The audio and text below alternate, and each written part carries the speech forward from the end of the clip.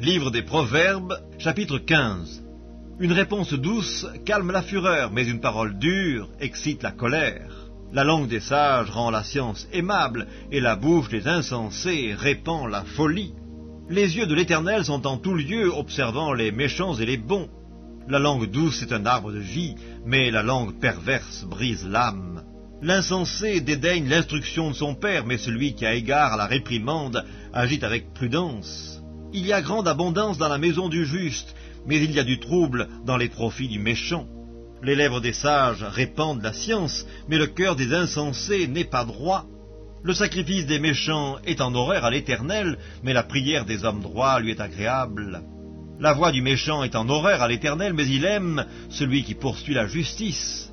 Une correction sévère menace celui qui abandonne le sentier. Celui qui a de la haine pour la réprimande mourra. Le séjour des morts et l'abîme sont devant l'Éternel, combien plus les cœurs des fils de l'homme. Le moqueur n'aime pas qu'on le reprenne, il ne va point vers les sages. Un cœur joyeux rend le visage serein, mais quand le cœur est triste, l'esprit est abattu. Un cœur intelligent cherche la science, mais la bouche des insensés se plaît à la folie. Tous les jours du malheureux sont mauvais, mais le cœur content est un festin perpétuel. Mieux vaut peu avec la crainte de l'Éternel qu'un grand trésor avec le trouble.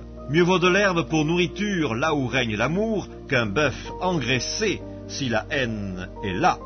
Un homme violent excite des querelles, mais celui qui est lent à la colère apaise les disputes.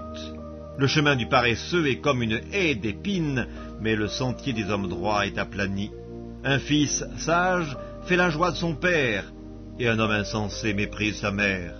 La folie est une joie pour celui qui est dépourvu de sens, mais un homme intelligent va le droit chemin. Les projets échouent faute d'une assemblée qui délibère, mais ils réussissent quand il y a de nombreux conseillers. On éprouve de la joie à donner une réponse de sa bouche, et combien est agréable une parole dite à propos. Pour le sage, le sentier de la vie mène en haut, afin qu'il se détourne du séjour des morts qui est en bas. L'Éternel renverse la maison des orgueilleux, mais il affermit les bornes de la veuve. Les pensées mauvaises sont en horreur à l'Éternel, mais les paroles agréables sont pures à ses yeux. Celui qui est avide de gain trouble sa maison, mais celui qui a de la haine pour les présents vivra. Le cœur du juste médite pour répondre, mais la bouche des méchants répand des méchancetés. L'Éternel s'éloigne des méchants, mais il écoute la prière des justes. Ce qui plaît aux yeux réjouit le cœur, une bonne nouvelle fortifie les membres. L'oreille attentive aux réprimandes qui mènent à la vie fait son séjour au milieu des sages. Celui qui rejette la correction méprise son âme, mais celui qui écoute la réprimande acquiert l'intelligence. La crainte de l'Éternel enseigne la sagesse et l'humilité précède la gloire.